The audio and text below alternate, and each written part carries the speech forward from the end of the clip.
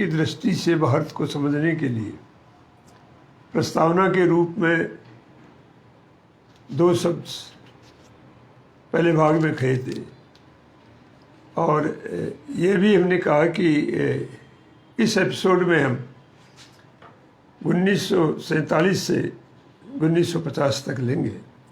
लेकिन उससे पहले कुछ ज़रूरी इससे और उसकी भूमिका यदि हमें नहीं समझ में आती है, उस सूरत में आगे की बात हम एक वैज्ञानिक दृष्टिकोण से समझने में दिक्कत पैदा होती है। तो 15 अगस्त 1947 की तारीखी आज़ादी के लिए क्यों चुनी गई? ऐसी ब्रिटिश साम्राज्य के सामने क्या समस्या थी कि उसको इस तारीख को आज़ादी देनी पड़ी? हम यदि इसका थोड़ा सा पीछे यदि जाएं तो हम देखते हैं कि 1947 की साल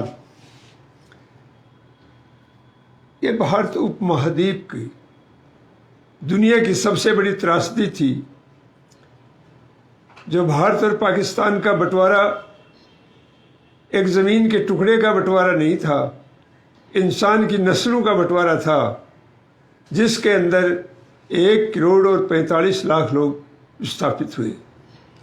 और 1951 की जनगणना के अनुसार विभाजन के समय यदि हम देखें तो 72 लाख और 26 हजार मुसलमान भारत छोड़कर चले गए।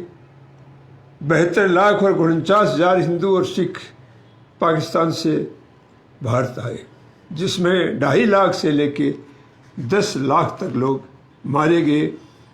ये दुनिया में विस्थापितों में इससे बड़ी दुर्घटना कोई नहीं हो सकती।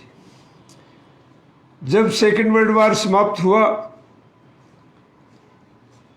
तो ब्रिटेन के सामने जो परिस्थितियां आई, उन परिस्थितियों को भारतीय राइटरों ने तो कम लिखा, लेकिन कैम्ब्रिज यूनिवर्सिटी ने, ऑक्सफोर्ड यूनिवर्सिटी ने और दूसरे देशों के राइटरों ने उनको बड़ा खुलासा करके सारी बात को उन्होंने लिखा। और उन्होंने कहा सेकेंड वर्ल्ड वार के बाद उनका राजकोष खाली हो गया था और एटली जो लेबर पार्टी का प्राइम मिनिस्टर था, फरवरी 1947 में एटली ने घोषणा की थी कि जून 1948 में भारत को सत्ता हस्तांतरण कर दी जाएगी। और दोस्तों, सत्ता हस्तांतरण, आज़ादी, स्वतंत्रता, ये भिन्न शब्द हैं। इन शब्दों को हम ऐतिहासिक दृष्टि से देखें तो ये वास्तव में कोई आज़ादी की बात नहीं थी, ये सत्ता हस्तांतरण था। सत्ता हस्तांतरण के पीछे कारण था कि ब्रिटेन इस हालत में नहीं थी। दूसरा यह है कि इन यूनिवर्सिटियों में और दस्तावेजों में साफ अंकित है कि भारतीय फौज विद्रोह की स्थिति की तरफ जाने लग गई थी। ये बात गवर्नर जनरल ने उस समय स्वीकार की है कि हमने महात्मा गांधी के आंदोलन को तो निपट लिया, लेकिन हम नेवी के विद्रोह को नहीं निपट सकते। उन लोगों ने देखा कि अब इंडियन आर्मी हमें उतना काम नहीं देगी जिस ढंग से हम उनको काम लेना चाहते हैं। तो उन समय उनके सामने एक समस्या आई कि भारत में जो उनके कब्जे में जो पूंजी थी, उस पूंजी को कैसे हम सुरक्षित रख सकें, कैसे वहाँ से जो ब्यूरोक्रेसी है, उन ब्यूरोक्रेसी और ब्रिटिश लोगों को हम निकाल सकें और हमारा ध्यान, हम जो काम करें उस लूट के पैसे को हम ब्रिटेन लाएं, उस लूट के पैसे को इनकी नज़र नहीं जाए।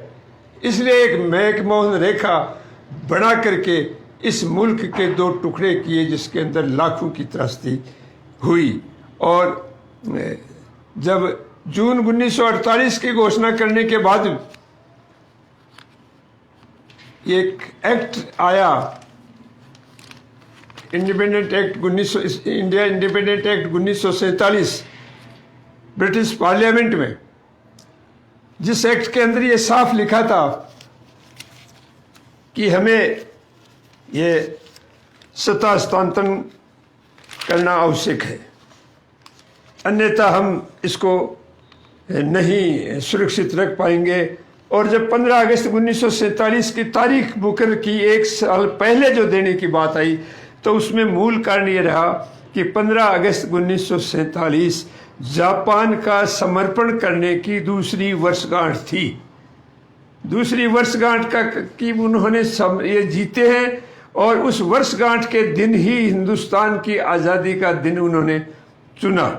और आज़ादी का दिन चुनने के बाद ये वहाँ के शाही परिवार ने उसके ऊपर मुहर भी लगा दी थी कि ये भारत को सत्ता हस्तांतरित कर दी जाए। जब भारत को सत्ता हस्तांतरित हुई तो 20वीं सदी का दुनिया के सबसे अच्छा बात का जो पंडित जवाहरलाल नेहरू ने जो कही, और उसके स्पीच के कुछ अंश ट्विस्ट विद द डेस्टिनी नीति से वादे के नाम से पब्लिश हुए हैं। और 20वीं सदी के महानतम भाषण के एक छोटा सा अंश मैं आपके सामने रख रहा हूं कि कई सालों पहले हमने नीति से एक वायदा किया था, और अब समय आ गया है कि हम अपना वादा निभाएं। पूरी तरह न सही, बहुत हद तक तो निभाएं। आधी रात के समय जब दुनिया सो रही होगी, भारत जीवन और स्वतंत्रता के लिए जाग जाएगा। ऐसा क्षण आता है, मगर इतिहास में बिरले ही आता है, जब हम पुराने से बाहर निकल नए युग के अंदर कदम रखते हैं, तब एक युग समाप्त हो जाता है, जब एक देश की लंबे समय तक दबी हुई आत्मा मुक्त होती है।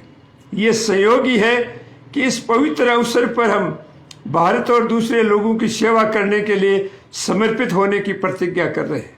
आज हम दुर्भाग्य के इस युग को समाप्त कर रहे हैं और भारत पुनः स्वयं को खोज पा रहा है।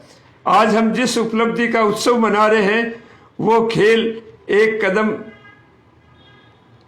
है नए अवसरों के खुलने का। इसमें भी बड़ी विजय और उपलब्धियां हमारी प्रतीक्षा कर रही हैं। भारत की सेवा का अर्थ है लाखों करोड़ों पीड़ितों की सेवा करना। इसका अर्थ है निर्धनता, अज्ञानता और अवसर की असमानता मिटाना।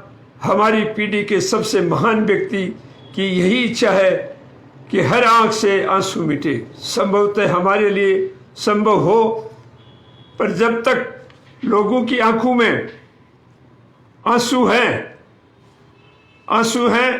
तब तक हमारा कार्य समाप्त नहीं होगा। आज एक बार फिर वर्षों के संघर्ष के बाद भारत जागृत और स्वतंत्र है।